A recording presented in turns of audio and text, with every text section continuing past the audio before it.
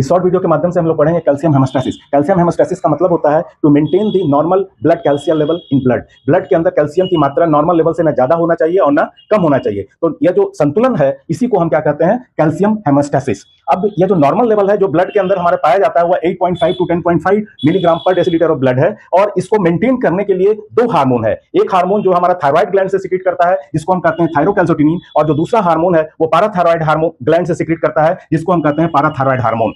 तो normal level से जैसे ही कैल्शियम का लेवल लो होगा वैसे ही क्या होगा, पाराथायरॉइड ग्लैंड जो है पाराथायरॉइड हार्मोन का सिक्रेशन करेगा। और वह जो पाराथायरॉइड हार्मोन है एक प्रोसेस को इनहांस करता है, बढ़ाता है, जिसको कहते हैं डीमिनरलाइजेशन। डीमिनरलाइजेशन कहने का मतलब कि बोन के अंदर जो जमा है कैल्शियम उसको क्या करता है, मोबिलाइज करता है, ताकि मोबिलाइज करके वो ब्लड में उसे रिलीज करता है। तो जैसे ही वो ब्लड में रिलीज होगा तो वो क्या होगा, नॉर्मल लेवल अचीव हो जाएगा। और वह नॉर्मल लेवल अचीव करने के लिए जो प्रोसेस है उसको कहते हैं डीमिनरलाइजेशन। लेकिन जैसे ही नॉर्मल लेवल से हाई होगा वैसे ही क्या होगा, थायरोकैल्सिटोनिन जो हार्मोन है वो थायराइड ग्लैंड से सिक्रीट होगा। और थायराइड ग्लैंड से सिक्रीट होने के बाद वो क्या करेगा, जो एक्सेस कैल्शियम है उसको ले जाकर के बोन में डिपॉजिट कर देगा। उस प्रोसेस को हम क्या कहते हैं, मिनरलाइजेशन। तो मिनरलाइजेशन और डीमिनरलाइजेशन, मिनरलाइजेशन के लिए जो हार्मोन रिस्पॉन्सिबल है उसको कहते हैं थायरोकैल्सिटोनिन, और जो डीमिनरलाइजेशन के लिए रिस्पॉन्सिबल है उसको कहते हैं पाराथायरॉइड हार्मोन। ये दोनों हार्मोन एक दूसरे के उल्टा काम करते हैं, इसलिए इसको कहते हैं, यह जो पेयर है इसको हम कहते हैं एंटीगोनास्टिक पेयर।